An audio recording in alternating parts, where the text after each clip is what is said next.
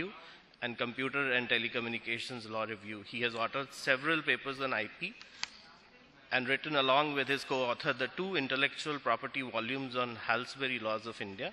He has spoken exclusively at various forums, including WIPO, AIPPI, INTA, LES, IBA, Law Asia, and the UN Conference on LDCs in the Digital World.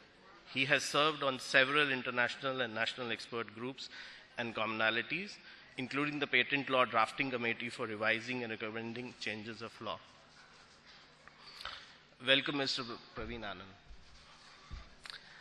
Our next speaker on the panel is an equally eminent personality in this area, and Mr. Hari Subramaniam is an attorney at law with a background in medical sciences.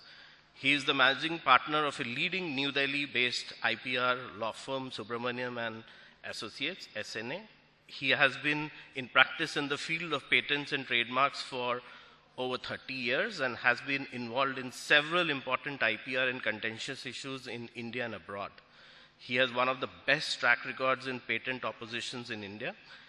He was formerly the head of patents department of one of the oldest IP law firms in the world, and in the capacity was the first person to initiate mailbox applications in India for pharmaceutical products. His technical fields of expertise include biology, biotechnology, chemistry, biochemistry, and the medicinal chemistry. He is a major contributor to and a speaker at various workshops in intellectual property laws, conducted worldwide, including WIPO, leading universities around the world, Intellectual Property Owners Association USA, American Bar Association, Judicial Academics, Indo-Pacific Juristic Forum, and various patent offices.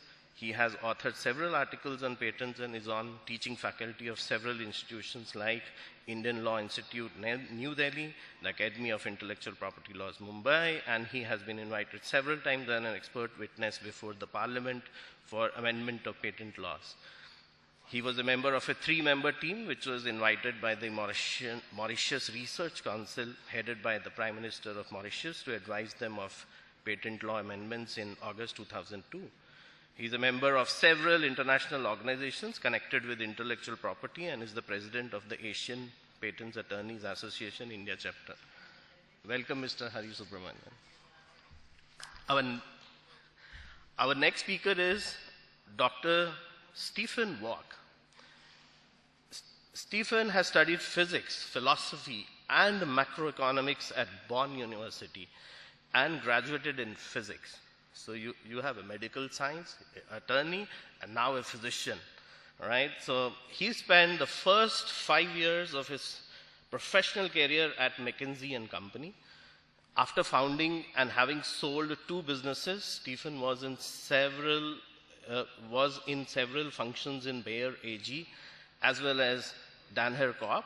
He joined Thyssen Group in 2011 and is on corporate level responsible for intellectual property and services, as well as headed for management board of newly founded Thyssen Group Intellectual Property GmbH.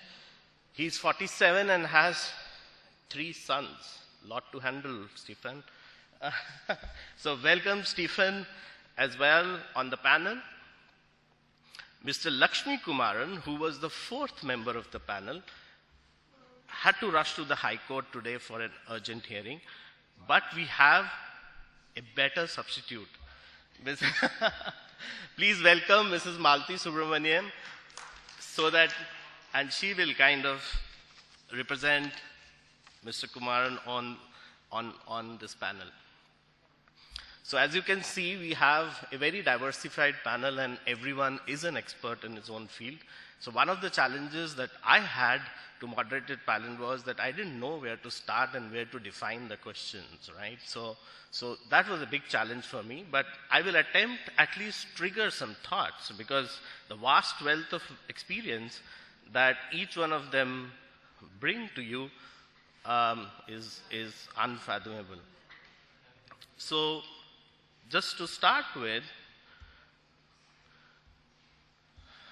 many of us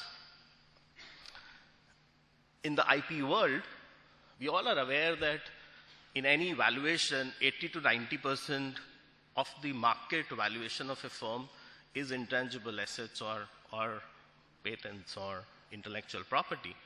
And in any typical portfolio or in the innovation journey, there are three basically lobes or areas that everyone is worried, which is like the company technology, the existing one, the patents filed to protect that technology, and the future market. And I think everyone, we spend most of our time thinking about one issue: how do I maximize my value of my portfolio?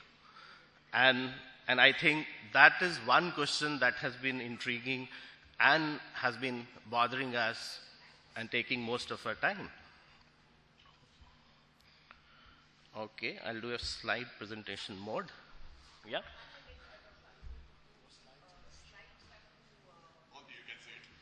Oh, I didn't see that, sorry. Okay, thank you so much. So probably that was the first slide, and the message was basically that maximizing value in an IP portfolio is the key driver for many of our professionals.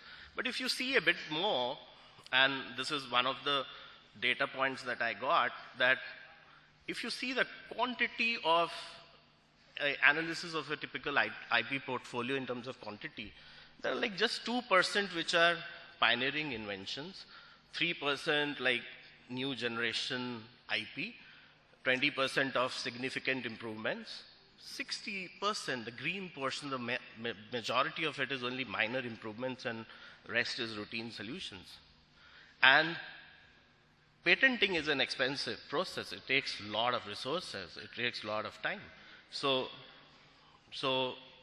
optimizing cost is one of the drivers that always we face in our day-to-day lives. How do we optimize the cost of our patent portfolios? But on the other hand, if you see the value or the quality, 50% of your portfolio, which was like 2%, gave you 50% of the value, the business value of your portfolio.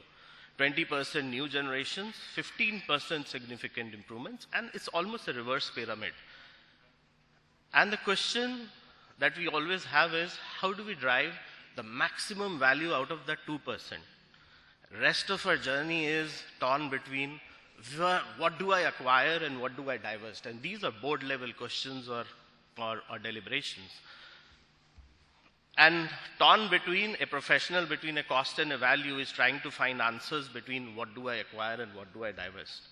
Now with that background, I challenge the speakers or the panel members in terms of, if less than 5% of the patents generate more than 70% of the value, are we guilty of valuable waste of resources? Are there better ways to measure return of invention and innovation? And therefore, what are the ways we can catalyze the investments so that we can convince our boards? How are IP investments creating even business value? Can investments in IP-led analytics, tools, or even policies that we heard in the previous session by some of the eminent speakers, can be used to make better board decisions? And with that, I leave and invite Mr. Praveen Anand to dwell on some of his thoughts on this topic. Thank you.